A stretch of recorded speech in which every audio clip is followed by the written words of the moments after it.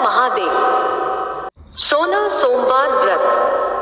पवित्र माह श्रावण में भगवान शिव की कृपा पाने के लिए 16 सोमवार व्रत का विधान शास्त्रों में बताया गया है। इसे संकट सोमवार व्रत भी कहते हैं। यह व्रत लगातार 16 सोमवार के दिन किया जाता है और इसकी शुरुआत श्रावण माह के शुक्ल पक्ष में आने वाले पहले सोमवार से की जाती है। इस दिन से 16 सोमवार व्रत प्रारंभ करके लगातार 16 सोमवार को व्रत रखकर शिवजी माता पार्वती की पूजा की जाती है। श्रावण के अलावा 16 सोमवार का व्रत चैत्र, वैशाख, कार्तिक और माघ महीने के शुक्ल पक्ष के पहले सोमवार से भी शुरू किया जा सकता है। शास्त्रों का कथन है कि इस व्रत को 16 सोमवार तक श्रद्धा पूर्वक करने से सभी मनोकामनाएं पूरी होती है। 16 सोमवार व्रत को संकट सोमवार व्रत भी कहते हैं। इस व्रत को मुख्यतः किसी बड़े संकट से छुटकारे के लिए संकल्प लेकर किया जाता है।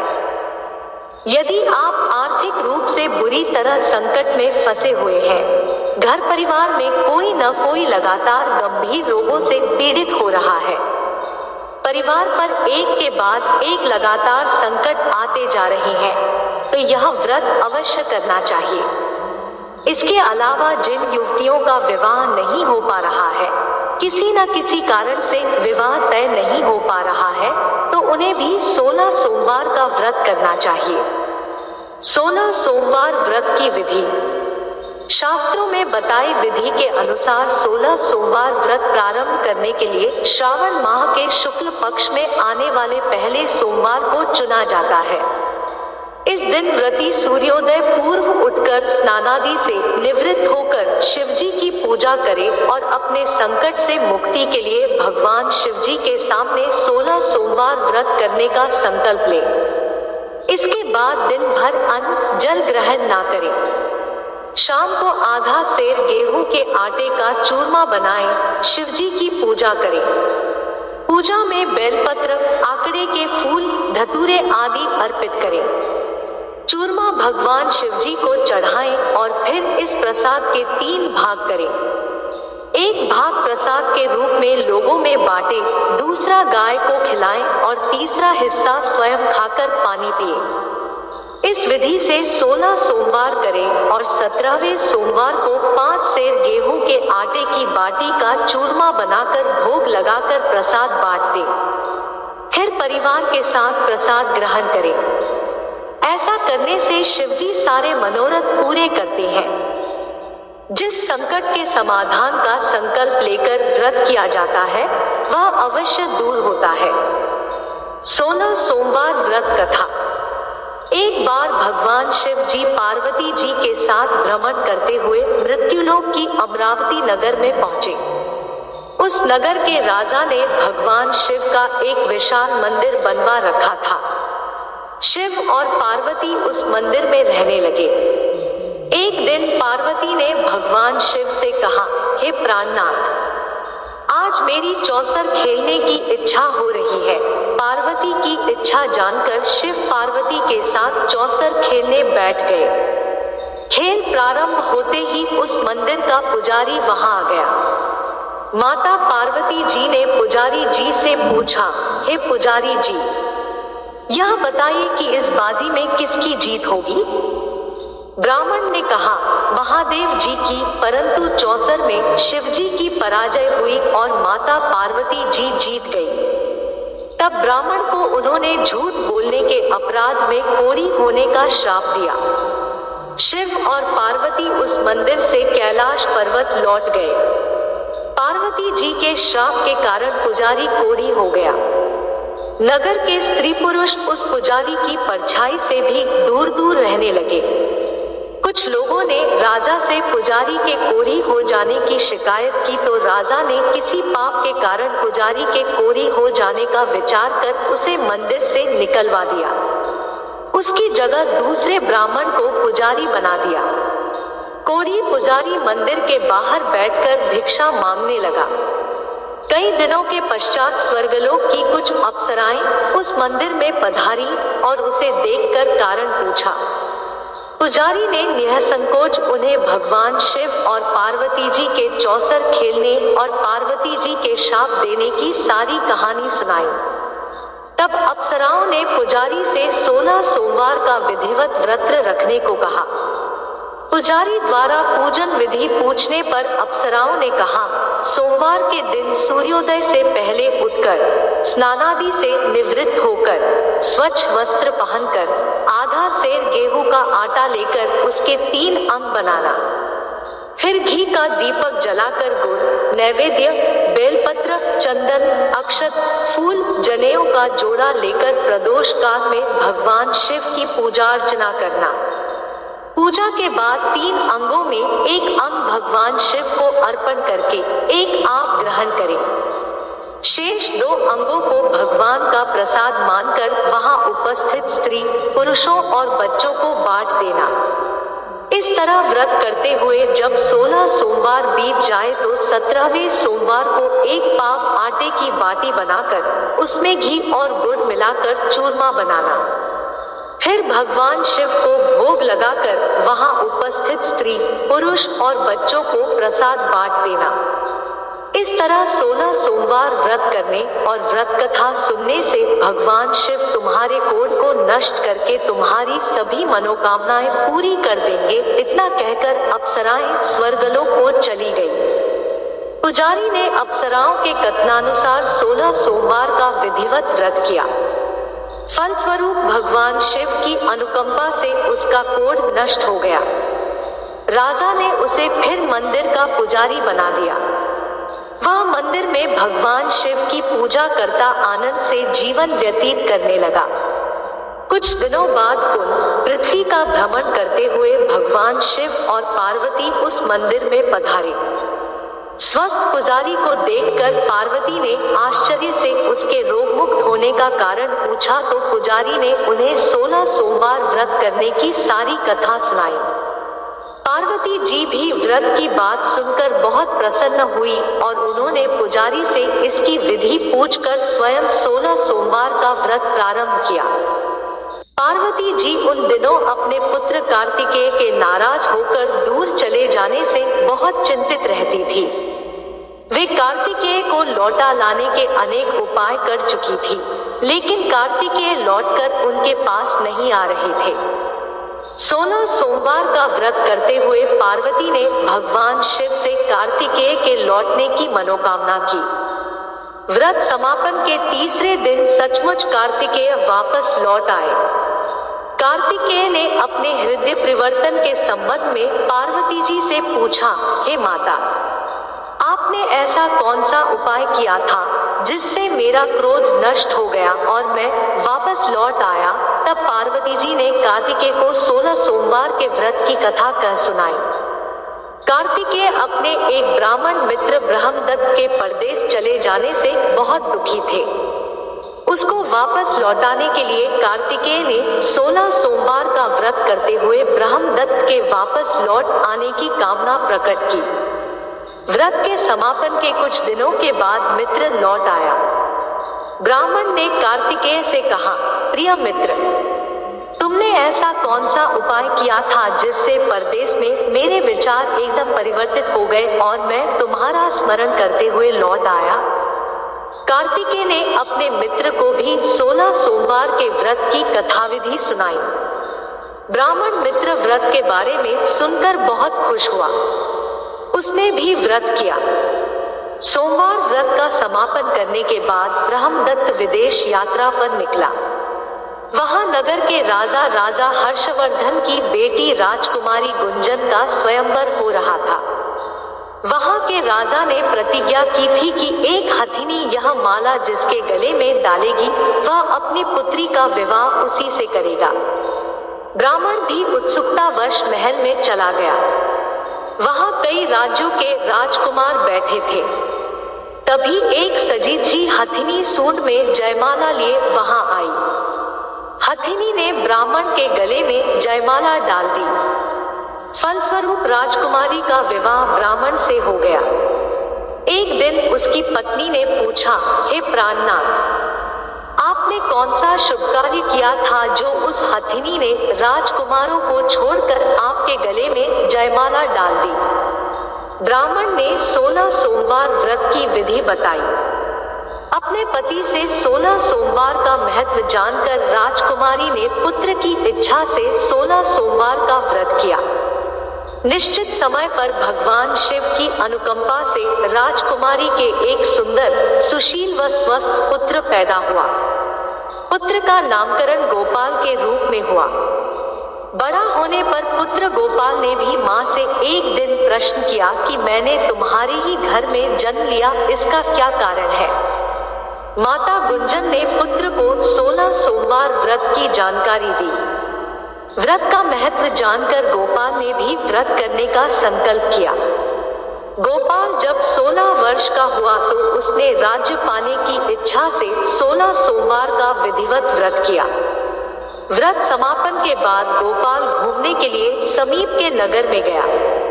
वहां के वृद्ध राजा ने गोपाल को पसंद किया और बहुत धूमधाम से अपनी पुत्री राजकुमारी मंगला का विवाह गोपाल के साथ कर दिया। 16 सोमवार के व्रत करने से गोपाल महल में पहुंचकर आनंद से रहने लगा। 2 वर्ष बाद वृद्ध राजा का निधन हो गया तो गोपाल को उस नगर का राजा बना दिया गया। इस तरह 16 सोमवार व्रत करने से गोपाल की राज्य पाने की इच्छा पूर्ण हो गई।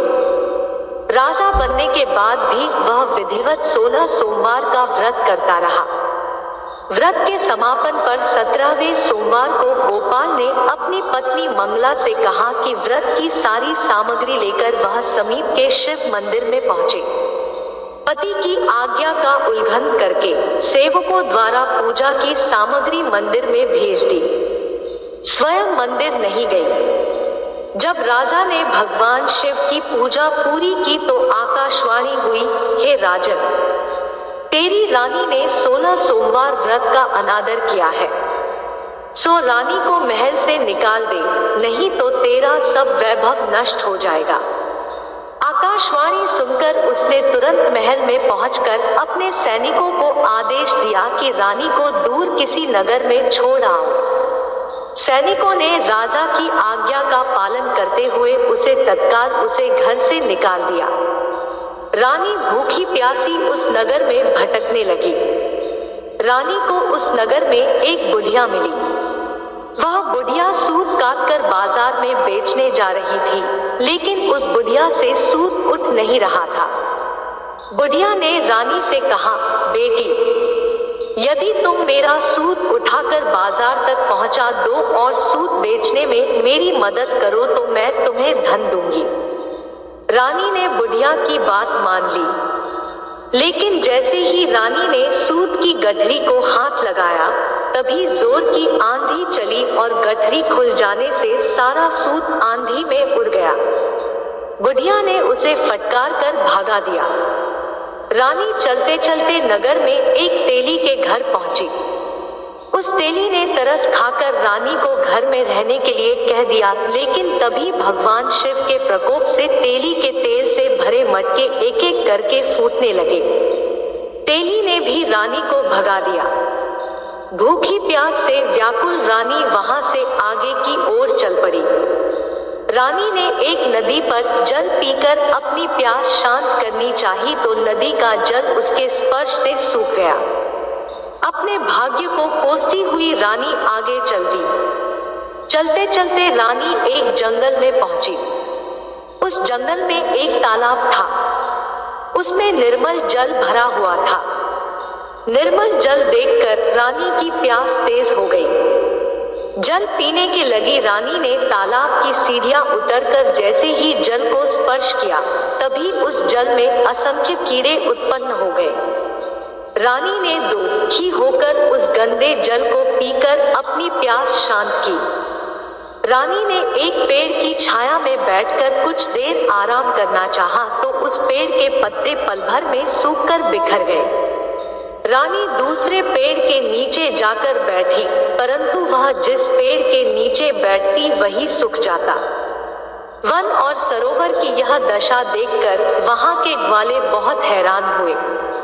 ग्वाले रानी को समीप के मंदिर में पुजारी जी के पास ले गए। रानी के चेहरे को देखकर ही पुजारी जान गए कि रानी अवश्य किसी बड़े घर की है। भाग्य के कारण दर दर भटक रही है।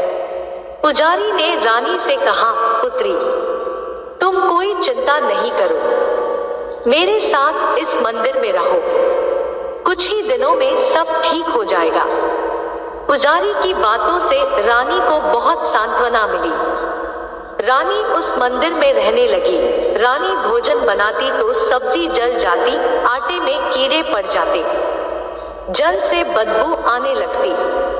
पुजारी भी रानी के दुर्भाग्य से बहुत चिंतित होते हुए बोले, हे पुत्री, अवश्य ही तुझसे कोई अनुचित काम हुआ है, जिसके कारण देवता तुझसे नाराज है और उनकी नाराजगी के कारण ही तुम्हारी यह दशा हुई है। पुजारी की बात सुनकर रानी ने अपने पति के आदेश पर मंदिर में न जाकर शिव की पूजा नहीं करने की सारी कथा सुनाई। पुजारी ने कहा, अब तुम कोई चिंता नहीं करो, कल सोमवार है और कल से तुम 16 सोमवार के व्रत करना शुरू कर दो। भगवान शिव अवश्य तुम्हारे दोषों को क्षमा कर देंगे। पुजारी की बात मानकर रानी ने 16 सोमवार के व्रत प्रारंभ कर दिए। रानी सोमवार का व्रत करके शिव की विधिवत पूजा अर्चना की तथा व्रत कथा सुनने लगी। जब रानी ने 17वें सोमवार को विधिवत व्रत का समापन किया तो उधर उसके पति राजा के मन में रानी की याद आई। राजा ने तुरंत अपने सैनिकों को रानी को ढूंढ कर लाने के लिए भेजा। रानी को ढूंढते हुए सैनिक मंदिर में पहुंचे और रानी से लौटकर चलने के लिए कहा। पुजारी ने सैनिकों से मना कर दिया और सैनिक निराश होकर लौट गए। उन्होंने लौटकर राजा को सारी बात बताई। राजा स्वयं उस मंदिर में पुजारी के पास पहुंचे और रानी को महल से निकाल देने के कारण पुजारी जी से क्षमा मांगी। पुजारी ने राजा से कहा, यह सब भगवान शिव के प्रकोप के कारण हुआ है। इतना कहकर रानी को विदा किया। राजा के साथ रानी महल में पहुंची। महल में बहुत खुशियां मनाई गई। पूरे नगर को सजाया गया। राजा ने ब्राह्मणों को अन्न, वस्त्र और धन का दान दिया। नगर में निर्धनों को वस्त्र बांटे गए। रानी 16 सोमवार का व्रत करते हुए महल में आनंद पूर्वक रहने लगी। भगवान शिव की अनुकंपा से उसके जीवन में सुख ही सुख भर गए। 16 सोमवार के व्रत करने और कथा सुनने से मनुष्य की सभी मनोकामनाएं पूरी होती है और जीवन में किसी तरह की कमी नहीं होती है। स्त्री पुरुष आनंद पूर्वक जीवन यापन करते हुए मोक्ष को प्राप्त करते हैं। हर हर महादेव। अब सुनिए भोले बाबा की आरती।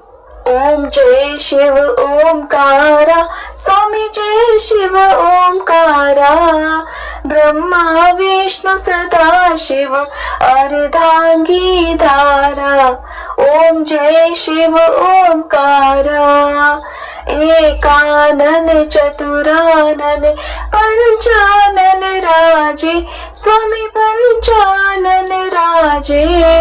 हंसासन गरुड़ासन वृषवाहन साजे। ओम जय शिव ओमकारा, दो भुज चारु चतुर्भुज, 10 भुज अति सोहे, स्वामी 10 भुज अति सोहे। त्रिगुण रूप निरखता, त्रिभुवन जन मोहे।